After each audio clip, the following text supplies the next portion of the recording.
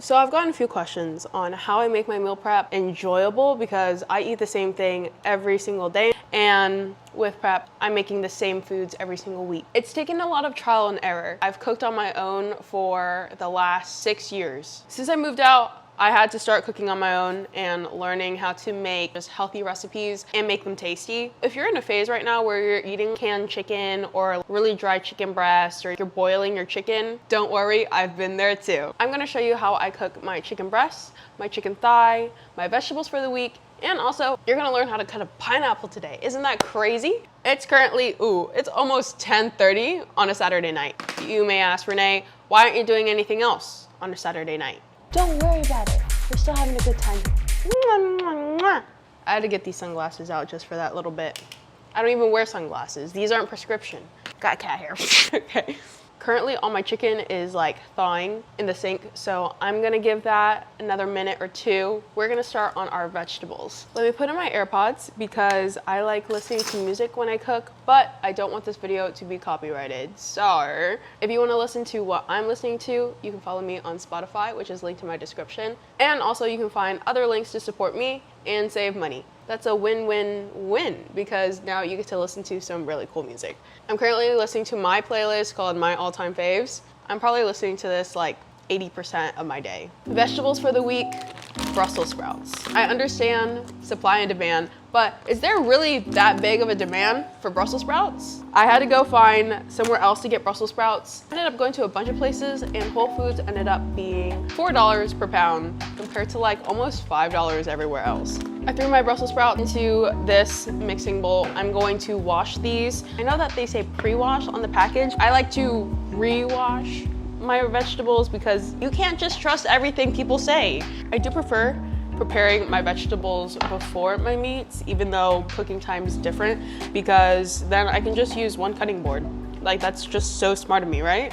How I'm going to prepare these Brussels sprouts, I'm gonna cut them into quarters first. Now that my Brussels sprouts are cut up, we're going to add some seasoning. I change my seasonings up every week, but this week I'm doing the Kinders smoked onion and jalapeno rub. I got this a while back because I was cooking a lot of ground beef and steak, but I've kind of cut out majority of red meat from my diet. Not necessarily by choice or by force, but I just felt like poultry was just a little bit cheaper, and I'm a grad student living on a budget. I'm in this a little shake, and then I forgot to preheat my oven. I'm gonna do that at 350. Someone told me that I needed to wet parchment paper, but like it's not on the instructions. I saw in a TikTok.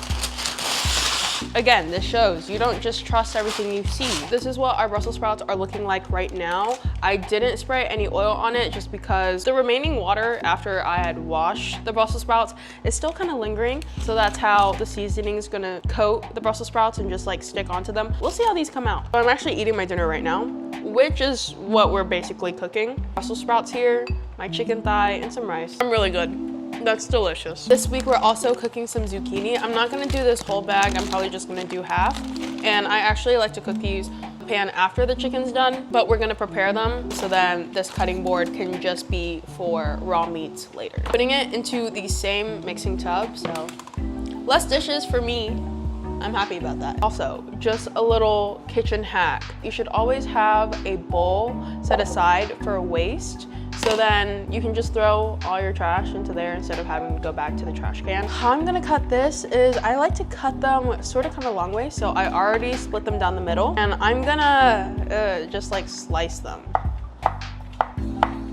For the zucchini, we're gonna go with a different set of seasonings.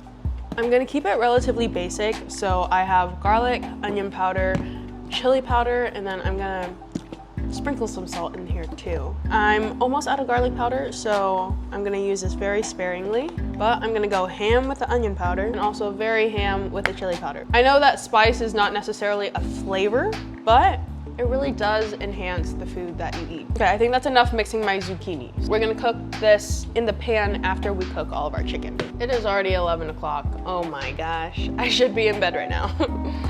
It's okay. Starting off with the easier part, we are going to prepare our chicken breast. When preparing my breast, I like to take off as much visible fat as possible. So all of these white parts that you see around the chicken, I'm gonna cut that off. The secret to having the best chicken that is juicy, not dry, and still very flavorful is by having the most surface area. So I like to butterfly my chicken. So that's just slicing it in half. So that way, whenever you're cooking the chicken, you don't have to cook it for super long because it's gonna cook throughout all of the chicken pretty quickly, and there's a larger surface area to volume ratio, so you get more seasoning, it's more flavorful. And then I cut them into like chunks the size of my palm. You can make them smaller, but I feel like if you make them smaller, then they'll actually dry out whenever you reheat it. Just be careful. Chicken is still definitely kind of frozen, but we're just gonna pull it apart. All my chicken has been cut. I need to check on the Brussels sprouts and also grab all the seasonings that aren't gonna go in my chicken. How are the Brussels sprouts looking?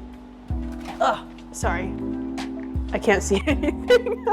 This is the time where I mix them up a little bit and then spray some cooking oil. So I have the spray bottle that I actually refill with my own oil instead of buying like Pam. Just gave these a little mix and now I'm gonna pop them back in the oven. For the seasonings, this is my go-to seasoning blend. I have cayenne pepper, also chili powder, salt, onion powder, garlic powder, and people make fun of me for doing this, but I also use chicken bouillon, chicken flavor bouillon. So I'm seasoning my chicken with chicken seasoning. I think it's funny, I think it's smart. This already has a good amount of sodium in it, so I try not to use a lot of salt. I'm gonna do like 2.5 rounded teaspoons of chicken bouillon. Is that an unhealthy amount? It's among like 4 packs of chicken breast. Yeah, if you guys really want to know the recipe, you just have to like stare really hard and see how much I put in. So like this amount of cayenne pepper, about this much, a little bit more, of chili powder, good amount of garlic powder, not too much, I want to save this for my chicken thigh, onion powder, and just like a sprinkle of salt, not too much.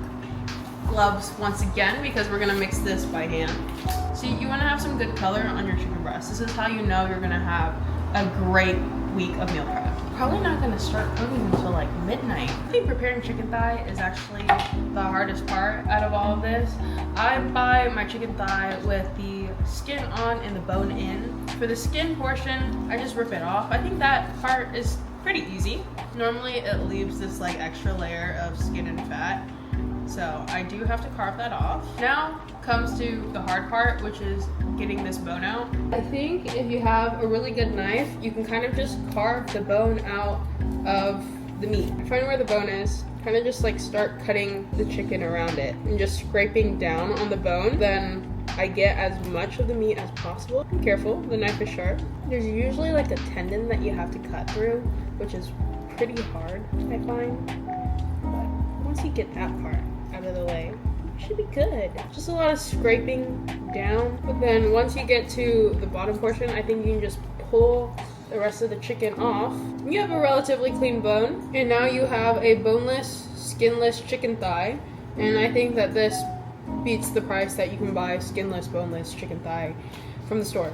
If any meal prep company is watching this, please sponsor me. I'm really tired right now. Hard work pays off. Like, it's fine. I'll enjoy the fruits of my labor later. Although, it is midnight now. If I didn't tell you this already, you definitely need a sharp knife for this, or to sharpen your knives. I add a little bit of cumin to my chicken. So starting off with cumin, just a very good amount. Cayenne pepper, chili powder, onion powder, garlic powder, and lastly, chicken bouillon. Give this all a good mix. Oh my gosh, I forgot about my Brussels sprouts. And now my chicken thigh looks like this. Let's go check on our Brussels sprouts. Here are the Brussels sprouts, yum. I promise you, they're so good. Yeah, I used to be a Brussels sprouts hater, and then I'm not. Now for our main event, which is actually cooking the food. I'm gonna put on an apron because I am wearing my favorite shirt from Village Hidden Iron and I don't want anything to splatter on me. We're gonna start cooking our chicken breast first, then our chicken thigh, and then lastly our zucchini. Now another secret when it comes to cooking something like chicken breast that gets dry pretty quickly, I cook with a lid because it helps maintain that moisture and also helps cook the chicken all throughout. So it's less likely to dry out in the pan and then later when reheating. Okay, this is a really fun angle. Do you guys like it? I hope you guys do. Focus on keeping the bigger pieces in the center of the pan too, so the thinner pieces don't overcook. I have this cooking on medium heat, but it also depends on the stovetop that you have. I think each side takes a couple of minutes, then I'll flip it over and do the same thing, cook it with the lid on, and then move it into my Tupperware. I think now is time for a diet soda break. I have the zero sugar Dr. Pepper strawberries and cream, and then the zero sugar orange Fanta. I don't think I've had this yet since I bought it, so we're having this tonight. Crisp. Now, taking a look at our chicken, this is before the first flip. Look at that beautiful color. Now I'm gonna let it cook a little bit more. Sometimes I like to be fancy, and I'll drop a straw in. Oh, oops. Be careful though, because the carbonation does go up the straw and it spills everywhere, but if you catch it, it's fine. You guys wanna watch me solve a Rubik's Cube? So I have a large collection of Rubik's Cubes too. I think I have like 4 or 5 3x3s, which is this size. I have one 4x4, one 5x5, one 6x6, and one 7x7. I do my 7x7 at the gym most often. I don't like the even cubes like the 4x4 or the 6x6 because there's this parity that I just don't want to learn how to solve. Here's the cube, I guess start. Oh my gosh, wait, there's so much pressure. You guys are watching me. What if you guys think I'm bad at this? Honestly, I am, but it's okay.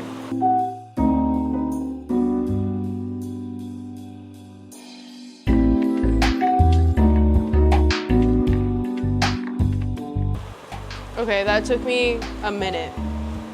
Wait, a minute? For real? Wow. You definitely know that you seasoned it well enough when you cannot breathe. OMG, you guys should really see this. Sorry, I can't see right now, the smoke's in my eyes. Okay, let me show you guys the color real quick. Wow, that's delicious. That looks like some good chicken. I'll be back after I cook all of my chicken breasts. So I actually just threw my chicken thigh onto the same pan that we were using earlier. I have my chicken breasts already cooked. I have one in a Tupperware and one in a Ziploc bag. This bag is gonna go into the freezer. More on that later. A good sign to flip your chicken over after it's cooked on one side is when you notice that the chicken has turned from pink to white. So it looks like it's relatively cooked on this side, so now I can just flip them over. Honestly, you probably can't overcook chicken thigh. Like if you really overcook your chicken thigh, you're probably doing something wrong.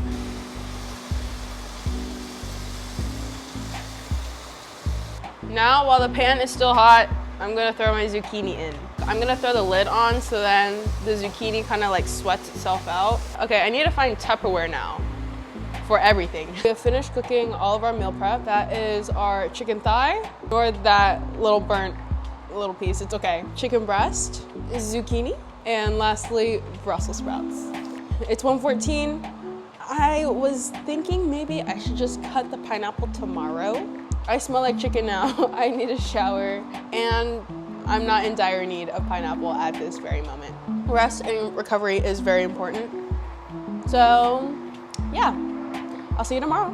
So when cutting a pineapple, you want to keep the top of the pineapple on, and then you want to carve just around the pineapple, cut off as much of you can of this outer layer, but keeping as much of the actual fruit. Then what we're going to do is we're going to carve kind of diagonally to get rid of these, what I like to call eyes. It's okay if it's relatively rough and you can still see some of that outside layer of the pineapple. We'll just go back in and cut more of it off. You just don't want to cut too much of the pineapple. Now your pineapple should look like this, where there's like just little dots. And again, I call these eyes. Now your finished pineapple should look like this. How I like to cut my pineapple is into like 8s. Before I cut the pieces in half one more time, I like to just take out the core. Now chop this. So now we have 8 pieces. Now look at all this beautiful pineapple that I have cut up. I call this pineapple maxing because I try to waste as little of the pineapple as possible. I know you can get like a pineapple corer, but I feel like you lose still a lot of the edible pineapple flesh. I really hope you guys took away something from this video on how to level up your meal prep game and make it as delicious as possible. Let me know what you think of my recipes, and if you have any suggestions for any good vegetables that I can include into my rotation now. Meal prep also doesn't have to be boring. Remember that this is what I'm currently doing for my bodybuilding prep. So when I'm not in a bodybuilding prep, I am cooking other varieties of foods and making food more enjoyable. That's how I cook my food to best suit me and my goals. Thank you very much and have a good night.